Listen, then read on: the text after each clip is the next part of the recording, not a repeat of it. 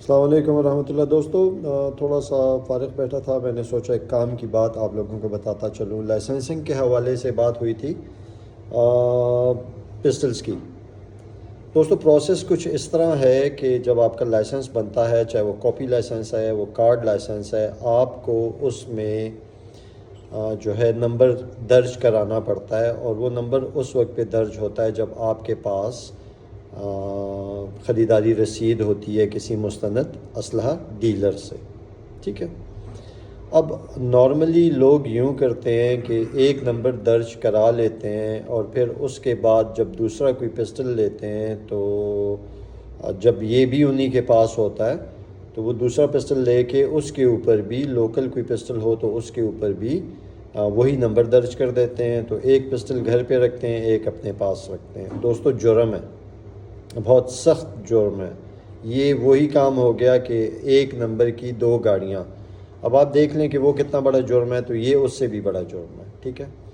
اچھا، کچھ لوگ اس طرح کرتے ہیں کہ انگلش ویپن لیتے ہیں اور اس کے اوپر اپنا وہ والا نمبر لگاتے ہیں، تو اس سے وہ جو ویپن ہوتا ہے وہ ٹیمپر ہو جاتا ہے۔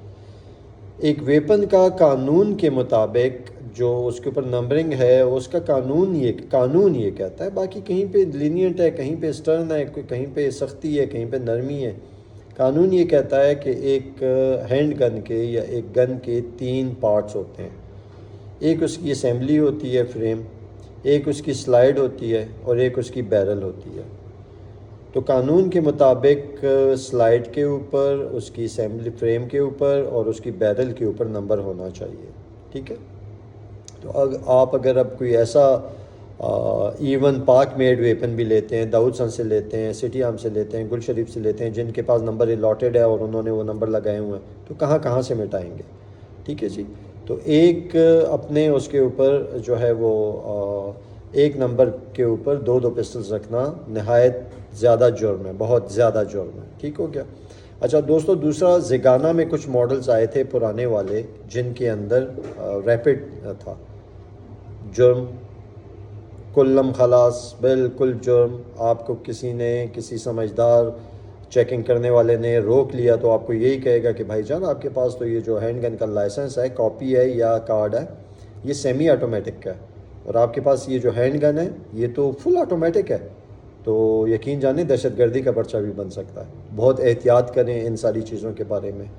اور رائفلز کا تو میں آپ لوگوں کو پہلے ہی بتا چکا ہوں کہ کوئی ایسا نہیں ہو سکتا کہ G3 بغیر نمبر کے کوئی نکالے اور پھر آپ کے لیے اس کے اوپر نمبر لگائے، اور کوئی چوری کی پارٹس بھی نہیں نکلتے اور نہ کوئی گنز نکلتی ہیں، ٹھیک ہے۔ سب جھوٹ ہے، سب دروغ ہے، اور بہت احتیاط کریں لائسنسنگ کے معاملے میں۔ اور ویسے ایک پاکستان کے شہری کو یہ حق حاصل ہے کہ اس کے پاس، وہ اگر پنجاب کا رہنے والا ہے تو اس کے پاس KP کا لائسنس ہو، کوئی ایشو نہیں ہے۔ KP کا اور ٹیکس پیئر ہونا لازمی ہے۔ میرے پاس ایک لائسنس سندھ کا ہے، اور باقی سارے جو ہے وہ KP کے ہیں۔ لیکن بس یہاں پہ اب کچھ باتیں ایسی ہیں کہ جو جن میں ہم عوام کچھ نہیں کر سکتے، خواص کے لیے قانون بہت جدا ہے، ٹھیک ہے جناب۔